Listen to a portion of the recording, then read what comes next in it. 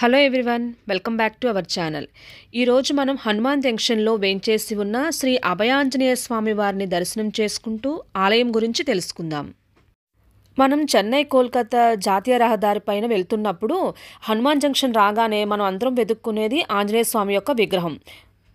కారులోనూ బస్సులోనూ వెళ్తున్నప్పుడు ఆ విగ్రహానికి నమస్కారం చేసుకుంటూ ముందుకు వెళ్తూ ఉంటాం. ఇప్పుడు మనం చూస్తున్నది ఆంజనేయ స్వామి ఎదురుగుండా ఉన్న సీతారాముల టెంపుల్. ఈ ఆలయం హనుమాన్ జంక్షన్ 4 రోడ్ల సెంటర్లో ఉంటుంది. ఈ ఆలయం కృష్ణా జిల్లా, పశ్చిమ గోదావరి జిల్లా సరిహద్దులో ఉంటుంది.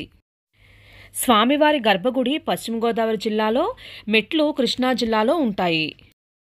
ఈ ఆలయం మెట్ల దగ్గర గణపతి విగ్రహం ఉంటుంది. చాలా కళగా ఉంటుంది. గణపతి అంటేనే విఘ్నాలు తొలగించే దేవుడు.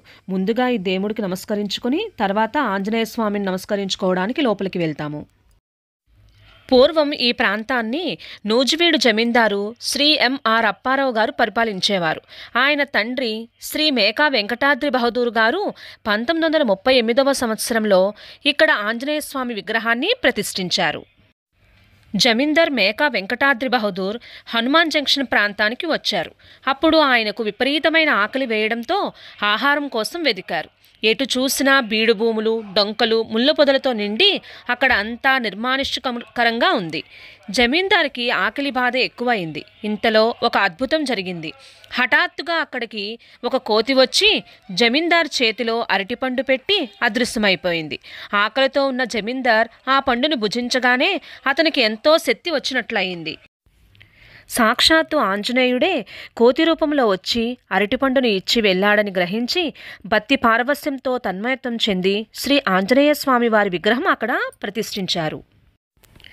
భక్తులను దుష్టగ్రహ పీడముల బారి నుండి రక్షించే నిమిత్తం ఆంజనేయ స్వామి నిలువెత్తు విగ్రహాన్ని తయారు చేయించి 4 రోడ్ల కూడలి అయిన హనుమాన్ జంక్షన్లో ఈ విగ్రహాన్ని ఏర్పాటు చేశారు. ఆనాడు దండకారణ్యంలో శ్రీరాముడికి ఆకలి వేయగా ఆంజనేయ స్వామి వచ్చి అరటిపండు ఇచ్చి స్వామి ఆకలి తీర్చాడు. అదేవిధంగా ఈ ఆంజనేయ స్వామి రామా ఆగు, ఇవిగో అరటిపండ్లు అంటున్నట్లుగా ఉన్న ఈ ఆంజనేయ స్వామి విగ్రహాన్ని గుడి ఎదురుగా రోడ్డు అవతల రామాలయాన్ని నిర్మించారు. ఇప్పుడు మనం చూస్తున్నది ఏలూరు రోడ్డు. ఇటువైపు నుంచి రాజమండ్రి, విశాఖపట్నం వైపు వెళ్ళేవి ఇటు వెళ్తాయి. ఈ మార్గం గుండా నూజివీడు, తిరువూరు, సత్తుపల్లి, ఖమ్మం వైపు వెళ్తాయి. అది విజయవాడ రోడ్డు. ఈ టెంపుల్ ఎదురుగుండా రోడ్డు గుడివాడ రోడ్డు. ఇటు మచిలీపట్నం, అవనిగడ్డ వైపు వెళ్ళేవి వెళ్తాయి. ఈ విధంగా ఈ ఆలయం 4 రోడ్ల జంక్షన్లో ఉంటుంది. అందుకనే హనుమాన్ జంక్షన్ అంటారు. ఇక్కడ ప్రతి సంవత్సరం హనుమాన్ జయంతికి చాలా గ్రాండ్గా ఉత్సవాలు చేస్తారు. ఆ ఉత్సవంలో భాగంగా అన్నదాన కార్యక్రమాన్ని నిర్వహిస్తారు.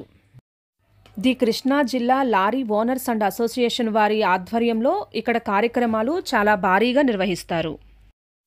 హనుమాన్ జంక్షన్ లారీ ట్రాన్స్పోర్ట్కి చాలా ప్రసిద్ధి చెందడం వల్ల ఈ చుట్టుపక్కల వారందరూ ఏ వాహనాన్ని కొన్నా ముందుగా ఇక్కడికే వచ్చి పూజ అనేది జరిపించుకుంటారు. ఇప్పుడు మనం చూస్తున్న ఈ ఆలయ వెనుక భాగాన్నే వాహన పూజ అనేది నిర్వహిస్తారు. ఈ ఆలయ ప్రత్యేకత ఏమిటంటే ఆంజనేయ స్వామి వానర రూపంలో కంటే మనుష్య రూపంలో ఈ విధంగా అరటిపండు గెల పట్టుకొని ఉంటారు.